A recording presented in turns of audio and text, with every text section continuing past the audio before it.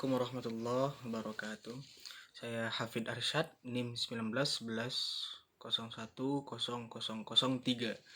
Kali ini saya akan mempresentasikan pembahasan mengenai implikatur. Baik, dari segi definisi, implikatur itu berasal atau turunan dari verba to impli yang artinya hal yang tidak langsung atau tersembunyi. Oleh karena itu kita artikan bahwa implikatur adalah sesuatu yang disembunyikan. Kalau dalam percakapan artinya sesuatu atau maksud yang disembunyikan dari percakapan. Artinya secara implisit terdapat dalam penggunaan bahasa secara aktual.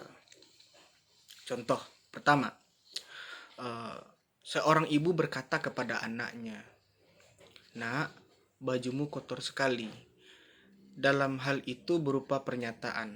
Namun, tuturan tersebut sesungguhnya bukan hanya sekedar memberitahukan bahwa baju anaknya kotor, tetapi lebih dari itu sang ibu bermaksud dengan tujuan lain agar anak tersebut mengganti bajunya dengan yang lebih bersih atau menyuruhnya mandi. Kemudian pada contoh kedua, dalam hal ini kita hanya menggambar sebuah gambaran konsep, yaitu tuturan yang berupa menyatakan sesuatu dapat dimaknai dengan dua hal.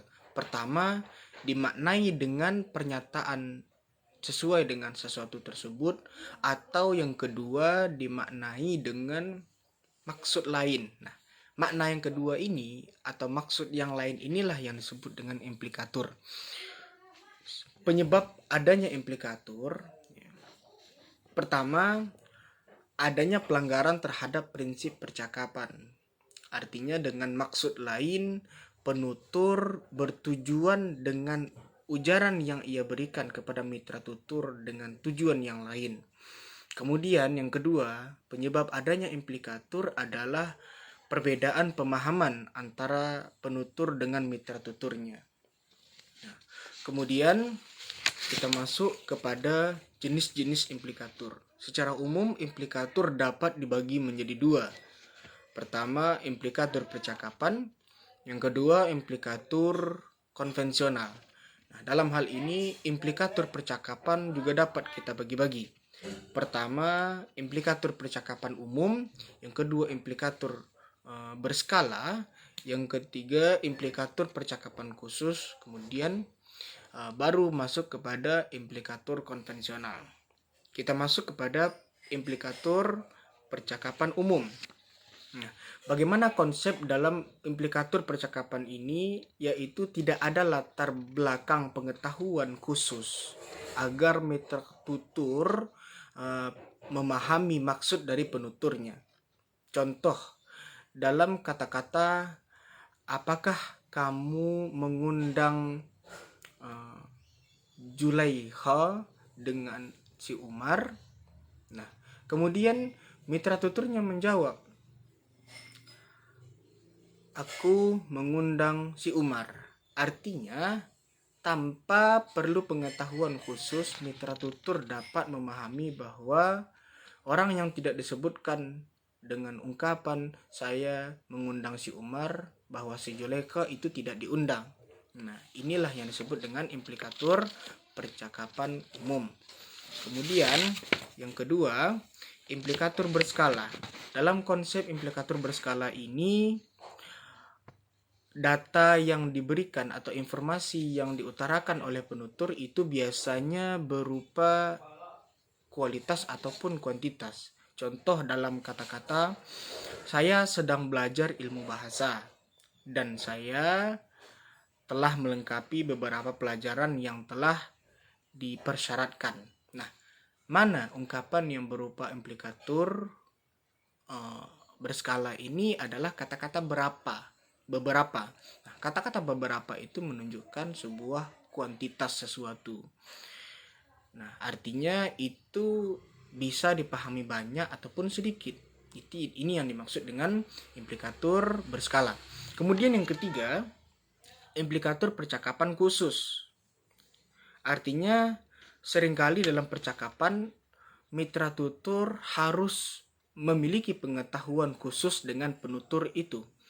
Nah, agar informasi yang diasumsikan kepadanya itu dapat dipahami. Contoh, si Jono berkata, "Hei, apakah kamu akan datang ke acara nanti malam?"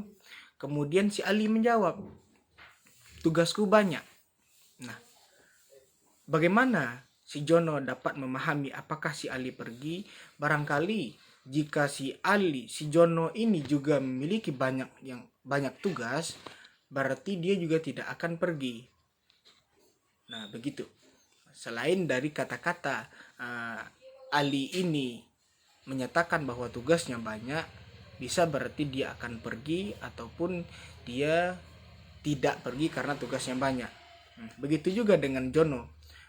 Apakah dia dapat memahami itu sebagai pernyataan bahwa si Ali itu tidak akan pergi karena tugasnya banyak? Itu tergantung kepada pemahaman si Jono.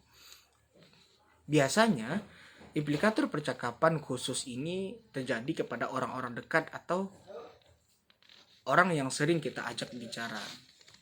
Nah, kemudian yang keempat, yang terakhir adalah implikator konvensional. Nah, dalam hal ini tidak ada terjadi dalam percakapan.